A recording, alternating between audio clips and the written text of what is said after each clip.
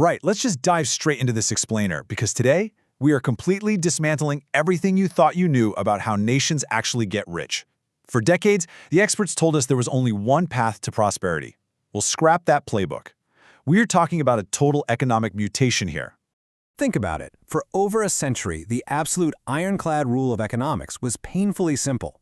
Developing nations had to rely on sweatshops. They literally had to sweat it out in manufacturing.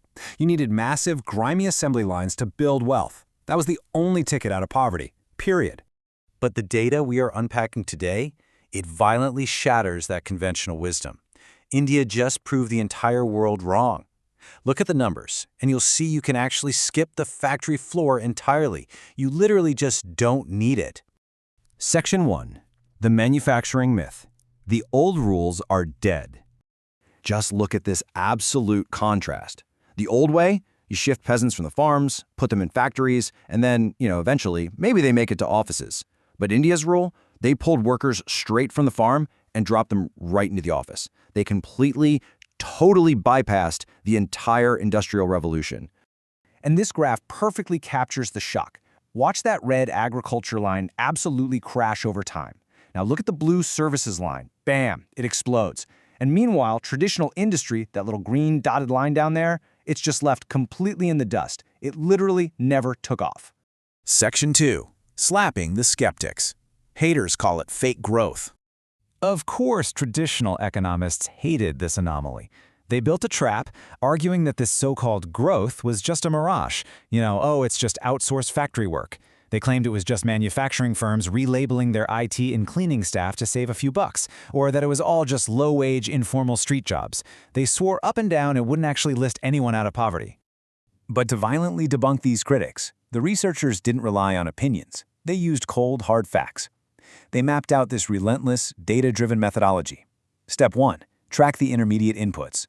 Step 2. Measure the export surges. Step 3. Isolate final demand. Basically, they hunted down exactly where the money was actually coming from.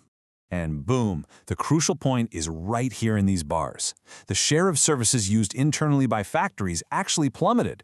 It dropped from 40% down to 31%. This absolutely destroys the whole outsourced factory work myth. The critics were dead wrong. The factories were not the ones buying these services. Section 3. The real growth engine. The mutation is real. So if the factories weren't buying, who was? This donut chart slaps the skeptics right in the face again. Look at these massive slices. Huge chunks of this growth come entirely from exploding global exports and massive final consumer demand. It's real, organic, rocket ship growth, not some accounting trick. Now, what's really fascinating here is how the data splits. On one side, traditional services, think street vendors, are completely stagnant. But on the other side, modern services are preparing to just explode. We're talking education, tech, banking, healthcare. This is pure modern brainpower taking over the wheel.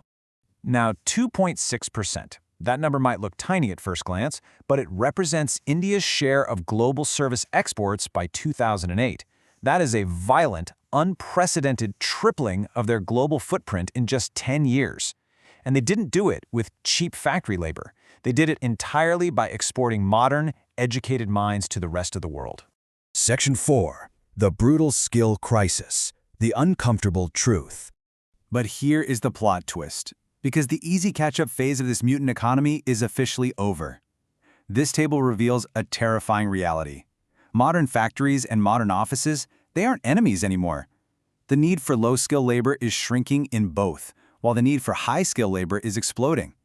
They are both ruthlessly hunting for the exact same educated brains.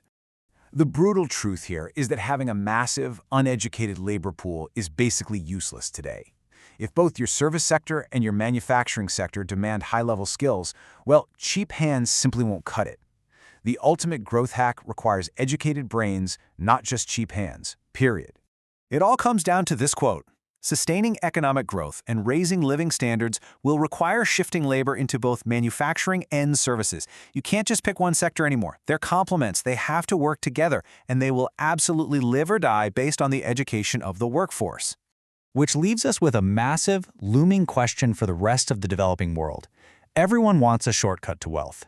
But will other nations actually be able to copy India's service-first playbook?